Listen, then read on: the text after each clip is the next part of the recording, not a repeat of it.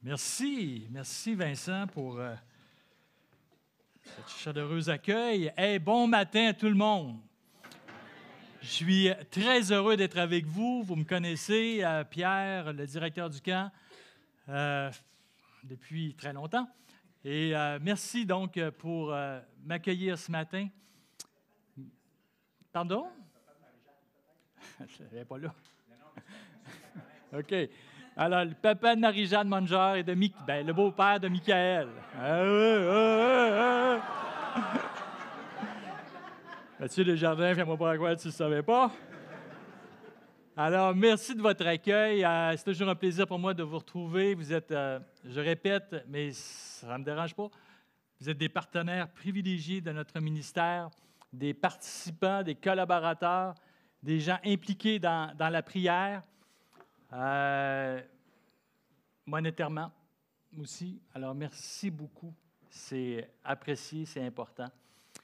On en est très, très reconnaissant, que ce soit pour notre ministère personnel au camp, Suzanne et moi, et à l'Église et partout au Québec maintenant, on est assez impliqués. Donc, merci pour ça. Merci beaucoup. Donc, l'objectif ce matin, de vous parler un peu du camp. Je vois qu'il y a encore des enfants avec moi ce matin. Merci beaucoup d'être là. Et les ados, vous pourrez rester tout le long. On aura à se parler entre nous. J'ai mis en arrière, je voyais qu'il en restait seulement qu'un, des flyers. C'est des invitations pour les programmes de camp d'enfants cet été. Alors, si vous avez des contacts, donnez-leur ce petit flyer. Ça rappelle les dates, le prix des camps d'enfants. Okay? Ce n'est pas tant pour vous, pour mettre sur votre frigidaire, c'est plutôt pour donner. Donc, il n'y en a pas beaucoup. Et je peux déjà dire que le camp des ados, ça fait très longtemps que c'est complet. Les autres camps, il y a encore un peu de place, mais ça se remplit très vite. Donc, l'objectif ce matin, c'est de vous parler du camp, mais 2024, retour un peu, parler de ce qui s'en vient aussi cet été. Je le fais assez rapidement.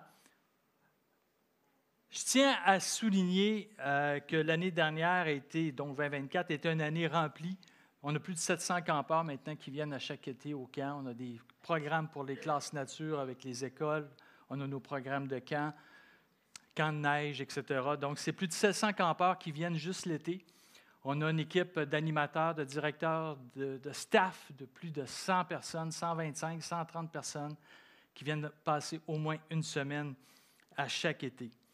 Et ce que je retiens de ce groupe de jeunes, de notre équipe, staff, moniteurs, c'est leur qualité, leur intérêt, leur engagement dans le service pour Dieu. On est béni, honnêtement, de travailler avec des jeunes comme ça qui partagent non seulement notre foi, la foi que nous avons ensemble, mais qui désirent la partager. Charles était au Forum des évangélistes hier. Wow! Mais c'est ça comme ça chez nous. On partage notre foi, on développe des habiletés, on interagit avec les jeunes, on les aime, on veut être près d'eux. Alors, on veut avoir un impact dans leur vie, un impact spirituel, un impact social, un impact de développement. C'est ça qu'on recherche. Il y a quelques photos comme ça. On fait des folies, et ça, c'est Sean Ross, un de vos amis. Je mets la photo de Sean parce qu'il m'a donné un petit témoignage que j'ai trouvé intéressant. Je vous lis ce qu'il m'a écrit. Notre Dieu nous unit et fait vivre des expériences de vie incroyables. Mais par-dessus tout, je suis infiniment reconnaissant au Seigneur pour la chance qu'il m'a donnée d'être moniteur. Je peux dire que les miracles existent bel et bien. Le fait de pouvoir être un outil pour Dieu, pour son travail dans le cœur des enfants, est une immense réjouissance. Travailler au camp avec un cœur pour Dieu est une expérience unique qui m'a grandement rapproché de mon Sauveur et qui m'a permis de passer des moments merveilleux avec mes amis et les campeurs. C'est une bénédiction de pouvoir travailler pour le Maître de l'univers. Nous désirons partager la foi que nous avons avec les jeunes, et j'ai le témoignage d'une monitrice qui me rappelle dans ce mot qu'à chaque jeudi soir, les camps d'enfants, durant la semaine, on développe l'Évangile. Et le jeudi soir, c'est vraiment l'appel qui se fait. Et cette jeune fille disait, on a pris l'habitude le jeudi soir d'aller prier ensemble, les monitrices, dans la toilette des filles au camp, juste avant de rentrer pour la dernière méditation de cabine le soir. C'est un moment privilégié pour les moniteurs et les monitrices parce que c'est là qu'ils ont le challenge principal. Puis nous, en parallèle, on prie pour eux, le staff. Quand je dis le staff, c'est ceux qui font l'entretien. On est ensemble, puis on prie pour nos moniteurs et nos monitrices, nos amis qui sont dans les cabines. Alors, c'est un travail spirituel qui se fait ensemble. On a des nouveaux jeunes qui sont avec nous depuis l'été dernier, des jeunes staff, les frères de... Ça, c'est Antoine, qui ont travaillé fort pour faire des billots de bois. Mais ça, les amis, c'est les poutres, les colonnes de la nouvelle chapelle. Ouais. Alors, ils sont terminés. Ils ont été vernis et tendus cet hiver et ils seront installés dans quelques semaines. Alors, on a évidemment nos programmes pour les enfants avec beaucoup d'animation. Ça, c'est l'équipe, c'est Marie-Jade, justement. Là. Marie-Jade est là. Ça, c'est ma femme. Bon. Alors, c'est des animateurs. Beaucoup de jeunes sont là pour faire des interactions avec les amis. On a parlé tantôt de l'aspect spirituel, évidemment, mais il y a l'aspect ludique, très important pour nous. Alors, on a beaucoup d'animateurs. C'est une nouvelle classe d'employés qu'on a développée depuis 2 ans, Charles, à peu près 1 an. Certainement, l'été passé, c'était bien structuré. Cet été, on continue avec des mandats spécifiques pour des jeunes qui travaillent avec nous. On a l'enseignement tous les matins à la chapelle et en soirée repris au feu de camp. Vous connaissez celle-là, hein? Alors, j'ai quelques photos comme ça que je passe des enfants de l'Église que j'ai trouvés.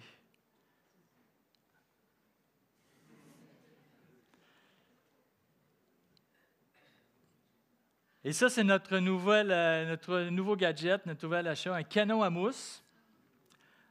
Alors, ça fait de superbes photos. Et ça amuse beaucoup les enfants. On fait ça sur la plage, un peu partout, mais on peut le faire n'importe où. Ah, pas dans les bâtiments, là, mais...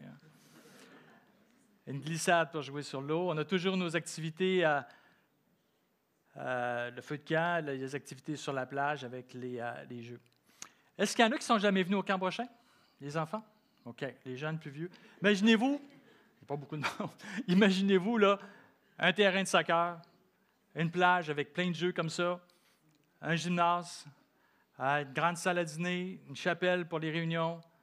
Ça fait que vous avez un setup complet. Vous avez plein d'espaces de jeu, tir à l'arc, randonnée en montagne, etc. C'est ça le Camp Brochet, 40 minutes au nord de Chicoutimi, 240 km de Québec. Je rappelle qu'on a François et Catherine, son épouse, Catherine ici, qui sont toujours des collaborateurs avec nous, qui ont remplacé nos bons amis Renaud et René en partie. Alors, Catherine, François et leurs enfants qui travaillent avec nous et qui sont évidemment maintenant avec nous à l'année longue au Camp Brochet. Donc, si vous n'êtes jamais venu au camp, nos jeunes vous attendent encore en 2025 pour passer l'été avec nous. Vous êtes les bienvenus. Camp Brochet, vous savez de quoi maintenant je vais parler. On s'en vient en 2025 avec la chapelle. Alors, si vous avez un projet de bâtiment, nous, on en a un qui se réalise. On a pris de l'avance sur vous autres. Alors, on a commencé à débâtir notre vieille bâtisse l'été dernier avec le staff. Ça s'est poursuivi l'automne dernier avec la pelle mécanique, comme on dit dans la bâtisse. On a mis à terre la vieille chapelle. Ça s'est fait l'automne pour excaver, préparer le terrain pour la nouvelle.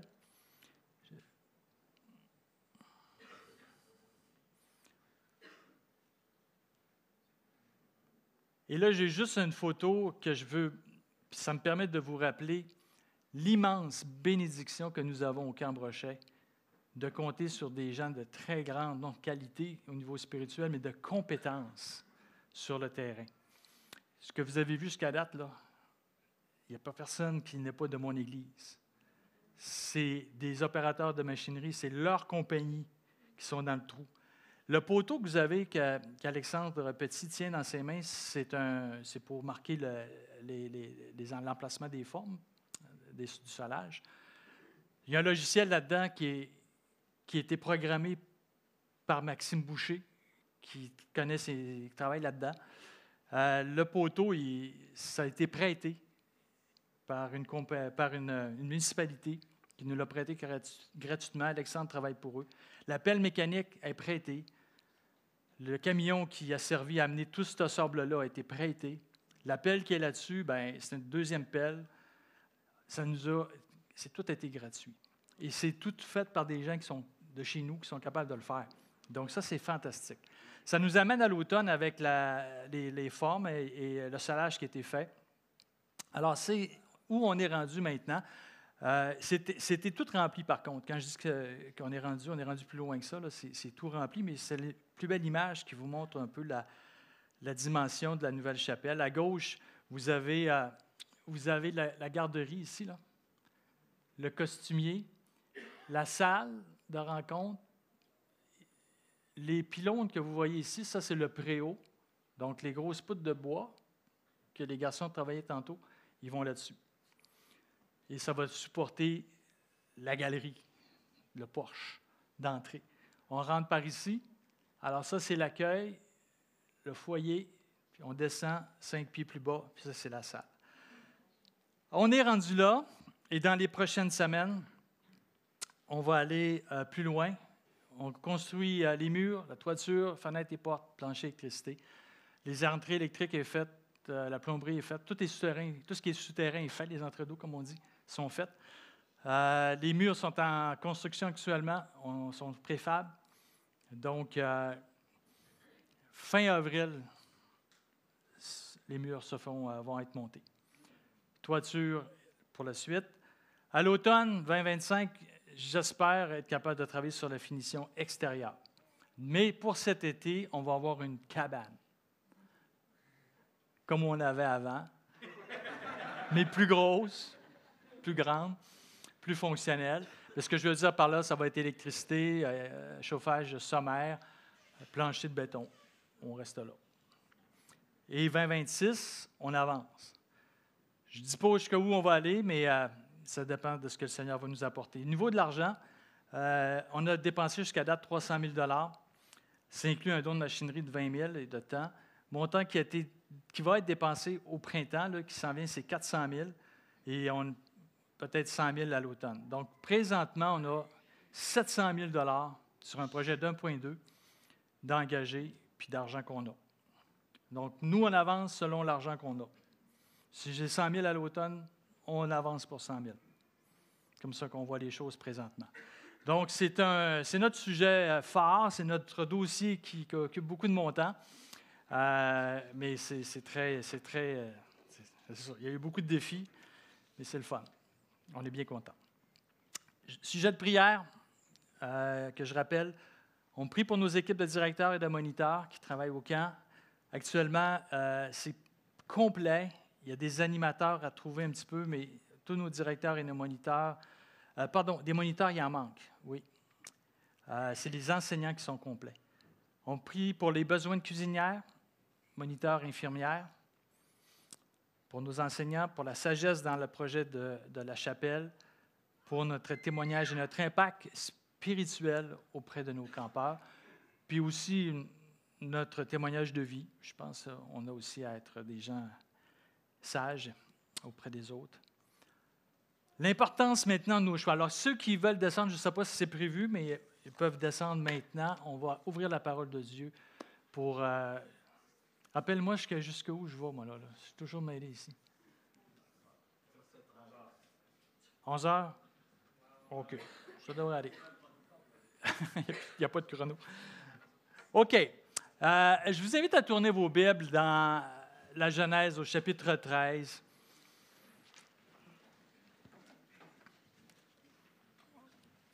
On va parler ce matin de l'importance de nos choix.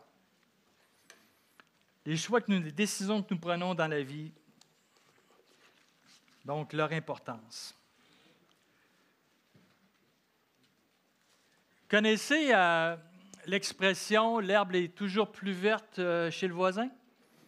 Bien, j'ai trouvé une variante que je trouve intéressante pour notre texte d'aujourd'hui, qui était un clin d'œil. L'herbe est toujours plus verte chez les autres jusqu'à ce qu'on découvre que c'est du gazon artificiel. Notre ballon à pète. J'étais à Los Angeles dernièrement, puis il y avait une église avec un beau layout de terrain, tu sais, puis terrain vert autour, beau gazon autour du terrain de jeu. Mais les montagnes autour sont brunes et ne sont pas belles. Fait que là, tu te dis, bah, ils font vraiment une belle job de gazon, tu sais. Effectivement, c'était du gazon synthétique. Alors, l'herbe est toujours plus belle jusqu'à ce qu'on découvre que c'est du gazon synthétique. C'est un peu un clin d'œil avec notre histoire d'aujourd'hui, je trouve. Alors, je vous invite, on va lire ensemble chapitre 13, verset 5 jusqu'au verset 13. Genèse 13, verset 5. Lot, qui voyageait avec Abraham, avait aussi des brebis, des bœufs et des tentes. La région ne suffisait pas pour qu'ils habitent ensemble. En effet, leurs biens étaient si nombreux qu'ils ne pouvaient plus rester ensemble. Il y eut une dispute entre les bergers des troupeaux d'Abraham et les bergers des troupeaux de Lot. Les Cananéens et les Phéréziens habitaient alors dans le pays. Abraham dit à Lot, « Qu'il n'y ait donc pas de dispute entre toi et moi, entre tes bergers et les miens, car nous sommes frères. Tout le pays n'est-il pas devant toi? Sépare-toi de moi. Si tu vas à gauche, j'irai à droite. Si tu vas à droite, j'irai à gauche. » Lot leva les yeux et vit que toute la plaine du Jourdain était entièrement arrosée. Avant que l'Éternel n'ait détruit Sodome et Gomorrhe, c'était jusqu'à Tsoar comme un jardin de l'Éternel, comme l'Égypte. Lot choisit pour lui toute la plaine du Jourdain et se mit en route vers l'est. C'est ainsi qu'ils se séparèrent l'un de l'autre. Abraham s'installa dans le pays de Canaan, tandis que Lot s'installait dans la ville de la plaine et dressait ses tentes jusqu'à Sodome. Les habitants de Sodome étaient mauvais et péchaient beaucoup contre l'Éternel. Amen. Alors, c'est un texte peut-être que vous connaissez, assez bien connu de la Genèse. Une petite mise en contexte rapide. Abraham et sa famille sont allés en Égypte. Au chapitre précédent, sont revenus. Abraham revient avec des biens importants. C'est ce qu'on voit au début du chapitre 13. Mais là, au chapitre 5, verset 5, on voit que Lot aussi a des biens importants. Bergers, serviteurs, bœufs, brebis, tentes. Et ils sont si importants que les deux clans ne peuvent pas habiter ensemble. Hein? Il y a une chicane de famille. On s'estime pour les plans d'eau, les endroits où faire brouter les troupeaux. Bon, il faut comprendre que c'est pas que l'eau était rare dans ce temps-là, que c'est un peu normal. Puis ce n'est pas la seule place non plus dans la Genèse où qu'une histoire comme ça est rapportée. Au chapitre 26, avec Isaac et ses serviteurs, ils vont vivre aussi la même chose avec les bergers, avec les gens du pays. Ils vont devoir se quitter. Donc, on apprend aussi dans notre histoire qu'ils ne sont pas seuls. Les Cananéens et les Phéréziens sont là aussi. Alors, ils occupent le pays. On pourrait dire qu'Abraham et Lot sont des squatteurs. Hein? Ils ont rentré dans un pays qui ne leur appartient pas. Il y a déjà des gens qui sont là. C'est donc des gens qui vivent là. On peut penser aussi que le terrain n'est pas disponible partout. Mais aussi, ce sont des gens qui sont des observateurs de ce qui se passe. Observateurs de la vie d'Abraham et de Lot. Observateurs de leur témoignage aussi. Donc, face à cette situation, comment Abraham va réagir en premier? Je l'ai mis en bloc, là, c'est des observations personnelles. On voit qu'il prend une initiative, il n'est pas passif face à la situation. Il n'attend pas que ça se passe. Il n'attend pas que l'histoire se calme, que ça se règle tout seul. Il prend des initiatives. Il est conscient que c'est une situation qui n'est pas acceptable. C'est pas correct qu'il y ait une chicane pour ça. Il fait référence aux liens familiaux. Hey, on est des frères. On est de la même famille. C'est intéressant qu'on voit qu'il ne se place pas en autorité sur Lot. Il dit, on est des frères. Il ne dit pas, hey, je suis ton oncle, jeune. Non. Il ne se met pas en autorité. Il dit, puis j'ai dit, ils sont de la même famille, mais ce n'est pas ça qu'il dit, lui. Il ne dit pas on est de la même famille. Il dit on est des frères. Il ramène ça très proche, intime. Merci. Très intime. Il propose une solution. Il n'est pas seulement que pour passif, il est actif dans l'histoire, mais il amène une solution. Il a compris qu'il était aussi dans le problème et il apporte aussi une solution. Et ce qui est intéressant, certainement vous avez remarqué, il laisse Lot choisir. C'est un texte qui nous parle d'un défi je ne sais pas si on le voit souvent dans la Bible, je dois avouer, je n'ai pas fait cette étude-là, mais il est caractéristique, le défi dans ce texte-là. C'est le défi de l'abondance. Ils ont un problème, pourquoi? Ils en ont trop, eux autres. Ils ont trop de troupeaux, ils ont trop d'argent. Ils ont trop de bergers, ils ont trop de tentes, ils ont trop de tout. Et ça nous amène à un problème, le défi de l'abondance. Et ce défi de l'abondance, il met à l'épreuve notre ami Abraham dans notre histoire. Il met à l'épreuve face à son engagement, face aux promesses que Dieu lui a faites. Il y avait un défi, mais aussi c'est un défi de caractère. Comment va-t-il réagir? Comment son caractère va se manifester? Et sa démarche nous montre que son caractère est assez incroyable. Il est motivé par des considérations éthiques au lieu d'être des considérations économiques.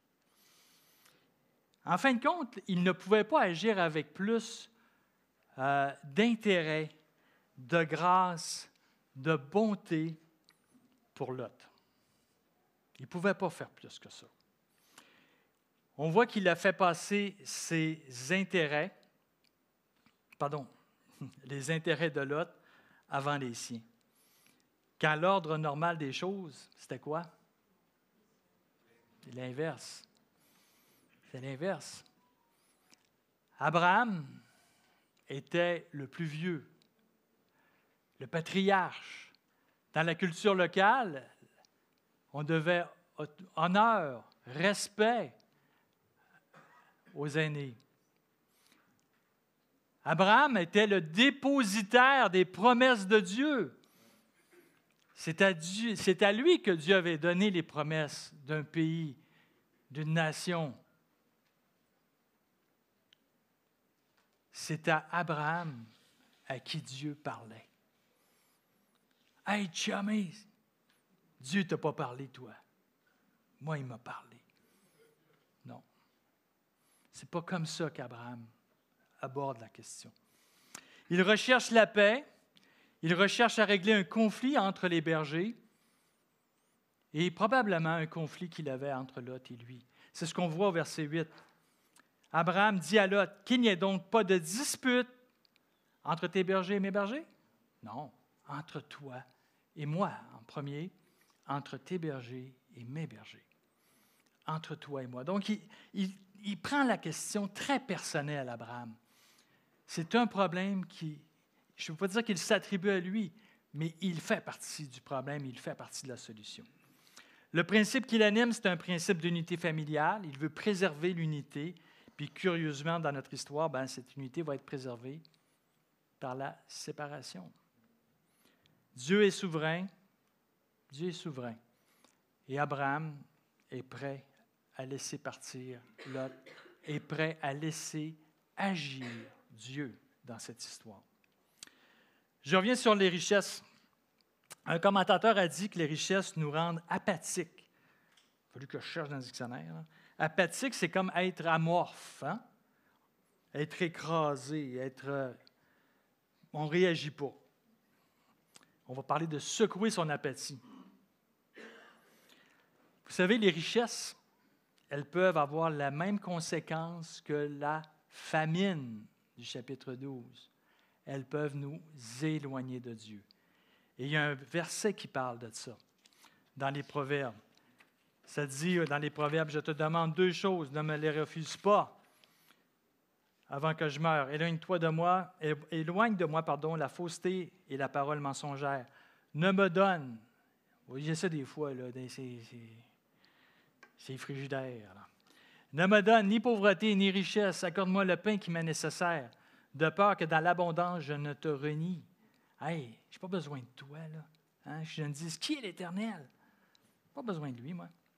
Ou que dans la pauvreté, je ne dérobe, je vole, et je m'attaque au nom de Dieu.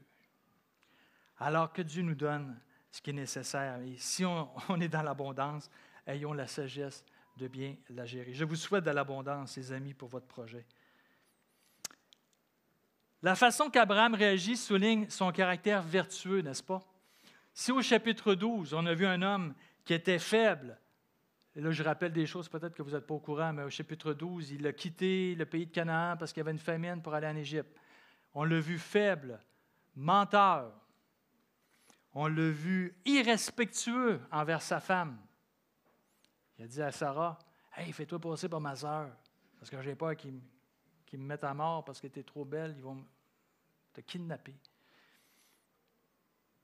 Irrespectueux envers sa femme. Un mauvais exemple pour les gens qui étaient là, pour ceux qui l'entouraient.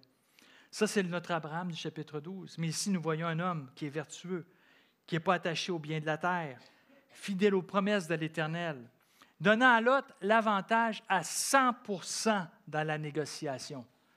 Il n'a pas commencé à négocier, il dit, « Garde, fais ce que tu veux. » Et s'attendant à Dieu pour la protection, pour sa protection et sa provision.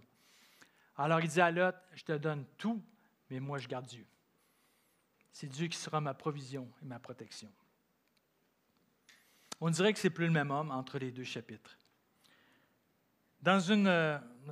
J'ai déjà réfléchi à ce texte-là par le passé, puis j'avais fait une allusion à la façon que nos dirigeants aujourd'hui dirigent les peuples, les patrons de compagnie. Et on voit l'exemple d'Abraham qui nous montre une façon très différente de ce qu'on voit aujourd'hui. Hein? On apprend comme aujourd'hui à diriger en imposant nos idées, en étant des leaders qui dominent les autres. On apprend que nos rapports avec les gens doivent, au minimum, être équitables. Hein? Gagnant-gagnant, vous connaissez cette expression-là. Que nos responsabilités doivent être partagées dans nos couples. Faut que tu fasses ton ménage, moi je fais ci, on négocie tout. Oui, à certains égards. Oui, à certains égards. Mais la véritable façon de considérer les autres est celle qu'Abraham nous montre ici. Et celle que Paul nous rappelle dans le Nouveau Testament, dans l'Épître aux Philippiens. Ne faites rien par esprit de parti ou par vaine gloire, mais que l'humilité vous fasse regarder les autres comme étant au-dessus de vous-même. Le Seigneur Jésus va nous le rappeler aussi en lavant les pieds de ses disciples, au chapitre 13 de l'Évangile de Luc. Dans l'Évangile de Marc, il va dire quoi? « Car le Fils de l'homme est venu, non pour être servi, mais pour servir. » Non pour être servi, mais pour servir. On a-tu de la misère avec ce premier bout-là? Moi, servir, je vous le dis tout de suite, là, je vous le dis, là, bien honnêtement, je n'ai pas trop de problèmes. Mais être servi, par contre, ça, j'y tiens. Ça, j'y tiens. Être servi. Messieurs, être servi. Faites attention avec ça. Je ne suis pas venu pour être servi, mais pour servir et donner ma vie en rançon pour plusieurs. C'est ça le modèle que nous devons avoir devant les yeux, les amis. Maintenant, on vient de parler d'Abraham, parlons un peu de Lot. Comment va-t-il réagir, notre ami Lot? Première chose qu'il fait, il regarde. Probablement que les deux hommes sont sur une colline. Ils voient tout, ils voient ce qui est devant eux, les plaines, comme c'est dit, comme c'est écrit. Il lève les yeux, voit ce qui est devant lui et fait un calcul très rationnel. Où est mon avantage dans cette histoire? Où est mon avantage? Il est comme les ados au Camp Brochet devant le plateau de gâteau, des portions de gâteau. Exactement. C'est quoi le plus gros? C'est lequel qui a le plus gros? Il y a plus pas de caramel, mais de crémage. Merci. Ça, c'est nos ados. Mais c'est aussi Lot qui regarde et dit, où est mon avantage? Qu'est-ce qui va m'en donner le plus? Il fixe les regards sur la vallée du Jourdain qui nous est montrée comme étant luxuriante, comme un jardin de l'Éternel, comme l'Égypte. Un jardin de l'Éternel, les amis, quel beau qualificatif, hein? C'est fantastique, c'est pas rien. Et ça fait écho aussi d'ailleurs, ces qualificatifs-là et ce mot-là au Jardin d'Éden, chapitre 3 de la Genèse. Et on a les mêmes réactions que Ève et Adam ont eues. Ils regardent, ils convoitent et il saisit. Il prend. La convoitise enfante le péché, nous rappelle Jacques, et elle vient du monde, nous rappelle Jean. Au moment où Lot, je vais mettre le 2 tout de suite le prochain, au moment où Lot va quitter Béthel, c'est là où ils sont. Béthel, ça veut dire quoi? La maison de Dieu. Au moment où Lot, qui vit près de Béthel, maison de Dieu, il va déplacer ses tentes vers Sodome et Gomorrhe. Il passe du seuil du lieu qui signifie maison de Dieu au seuil de l'endroit qui sera désigné, dont le descriptif va nous rappeler que c'est des gens qui sont mauvais, qui sont des pécheurs excessifs. Regardez au verset 13 les termes utilisés. Les habitants de Sodome étaient mauvais, ils péchaient beaucoup. Alors, ces trois qualificatifs ont montré que leur péché était à l'extrême. Moïse a écrit ce texte et ses qualificatifs, ses descriptifs, pour nous rappeler qu'est-ce qui va arriver à cette plaine et pourquoi. Quelle en était la raison de la destruction. L'herbe est toujours plus verte chez les autres jusqu'au temps qu'on découvre que c'est du gazon synthétique. J'aimerais parler il me reste 6 minutes. Hey boy. J'aimerais faire des applications. Nos décisions ont des impacts importants dans notre vie et dans celle des gens qui nous entourent. Combien de fois j'ai vu des chrétiens se trouver toutes sortes d'excuses pour déplacer leur tente le plus près possible de Sodome et Gomorrhe. Remarquez que dans notre histoire, il n'est pas à Sodome et Gomorrhe. Il est prêt. Okay? Alors, on prend cette habitude. Combien de fois j'ai vu ça? Et combien de fois ils n'en sont pas revenus? Ils ne sont pas revenus de Sodome et Gomorrhe. C'est un chemin dangereux dont les pièges sont nombreux et ils n'apparaissent pas immédiatement. Je me suis permis d'élaborer plusieurs exemples. Je n'ai pas le temps de les faire, mais j'aimerais en faire un ou deux. J'y vais avec humilité, OK? On se connaît, ça fait assez d'années que je viens ici. Je me permets de vous parler avec mon cœur. Premier exemple de déplacement de tente, fréquenter un non-chrétien. Eliel est intéressé par l'Évangile, il vient à l'Église. Quelquefois, on est encouragé. Je suis un cours Bonne Nouvelle avec François. intéressés par l'Évangile. L'amour s'installe, les sentiments sont forts, on se marie. Les enfants arrivent, puis là, tout d'un coup, il ou elle, je ne viens pas à l'église, là, vas-y tout seul avec les enfants. Il y a un éloignement. Et là, on tombe dans les problèmes. Quelle sorte d'éducation familiale on va donner aux enfants? Sur quelle base on va parler à nos enfants de Dieu? Tu me dis d'y aller, mais toi, tu ne viens pas. Tu me dis d'aller à l'église, mais toi, tu ne viens pas. L'enfant arrive de l'école du dimanche. Papa, maman, regarde, on a fait ça ce matin. Wow, montre-le à ta mère, moi, ça ne m'intéresse pas tellement, Dieu. Tu sais. Qu'est-ce qui se passe? Et vous savez qu'est-ce qui est le plus grave, le plus difficile? C'est de penser que la personne que tu aimes le plus au monde, quand tu te couches le soir avec, son âme s'en va en enfer. C'est ça que tu supportes comme poids. J'aimerais vous donner un conseil aussi aux parents. On est dans un contexte de camp. Quel investissement que vous donnez, que vous prenez,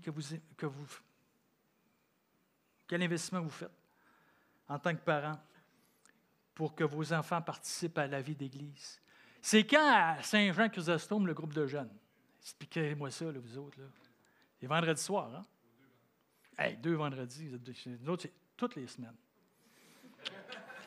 Toutes les semaines, là, toi, tu arrives de ta semaine de travail, là, puis il faut que tu rembarques dans ton char à 7 heures le soir pour aller porter tes enfants à l'église. C'est-tu plate, ça? Fatigant? Mais quelle bénédiction pour vos enfants d'âge secondaire, ado, d'être entourés de modèles chrétiens, de jeunes qui vont avoir un impact auprès d'eux. Quel encouragement d'être avec des autres jeunes qui partagent les mêmes valeurs, du moins, le même encadrement familial.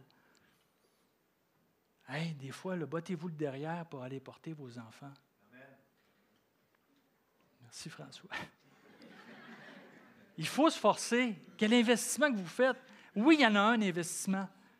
Quel investissement que vous faites pour aller porter vos enfants, groupe de jeunes, quand? Est-ce que vous mettez un peu d'argent de côté pour payer une année d'école biblique? Est-ce que vous avez à cœur que vos enfants apprennent sur Dieu dans un contexte incroyable? Est-ce que vous êtes prêts à les supporter financièrement pour qu'ils passent un été dans un camp? Servir Dieu plutôt que de travailler dans un dépanneur au salaire minimum? Est-ce que vous êtes prêts en tant que parents à mettre 1 000, 2 000, 3 000 $ par année pour ça? Puis là, je ne parle pas de l'Église, là, je parle de parents. Là. Ça vaut de l'argent, c'est des âmes, les amis. Ce n'est pas un job, c'est des âmes qu'on parle. Là. On parle de jeunes dans la fleur de l'âge qui sont coincés avec le monde, qui leur rentrent dedans 100 000 à l'heure. Il faut les protéger, il faut leur donner tous les outils pour qu'ils puissent grandir dans une foi. Je vous invite à réfléchir là-dessus. Question que je vous laisse pour la maison, de réfléchir. C'est un texte quand même qui parle de nos biens, nos possessions. Comment suis-je affecté dans ma vie chrétienne par l'abondance dans laquelle je vis? Je vous laisse ça personnellement. Discutez-en dans vos familles. Je fais atterrir mon message. La fin de ce texte, verset 14 du chapitre, verset 14 à 18, nous montre que Abraham va être avec l'Éternel. Et là, c'est lui, l'Éternel, qui va lui dire, « Lève les yeux. Lève les yeux. » Ici, Lot nous parle de quelqu'un qui a regardé par la vue. Hein? Il a levé les yeux lui-même, il a regardé, puis il a vu, « Ah, ça c'est bon pour moi. » Bien ici, on voit qu'Abraham nous parle de celui qui marche par la foi. Lot marchait par la vue, Abraham marche par la foi. Et sur la recommandation de l'Éternel, c'est lui qui va regarder. L'Éternel lui dit que le pays qu'il regardait, non seulement allait être à lui, mais à ses descendants. Une descendance comparable à la poussière de la terre. Et il lui rappelle non seulement de le regarder, mais de le posséder. Parcours-le. Déplace-toi dans ce pays. Donc, Abraham va déplacer ses tentes jusqu'à Hébron. Et là, il va faire quoi? Il va construire un autel. Et si vous êtes un des observateurs de la Bible, notre texte d'aujourd'hui est placé entre deux autels. Verset 4, verset 18. Un autel que Abraham a érigé, a placé des pierres. C'est des endroits physiques de rappel, mais c'est des endroits aussi spirituels qui nous rappellent pour lui la présence de Dieu, sa communion avec Dieu, sa relation avec Dieu. Et c'est la même chose pour nous. Nous devons être concentrés, proches de notre Dieu. Et je termine avec ça. Il n'y a rien de plus important que notre relation avec Dieu. Ces deux autels nous le rappellent. Nos vies sont encadrées par la présence de Dieu. Il n'y a rien de plus important que notre relation. Il n'y a rien de plus important que notre amour pour Jésus-Christ.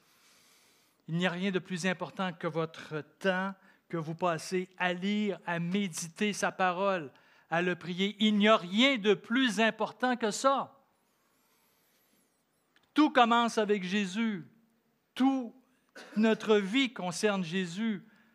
Tout ce qu'on fait concerne Jésus. Toutes les décisions qu'on prend, concernent Jésus. Tout est par Jésus. Tout est pour Jésus. Et un jour prochain, très proche, beaucoup plus proche qu'on pense, on va être avec lui. On va être face à face avec lui. Et on va lui apporter la seule chose qu'on peut lui donner. Et c'est ce qu'il nous aura donné nous-mêmes, ses couronnes. Ne passez pas à côté de ce qu'il y a de plus important.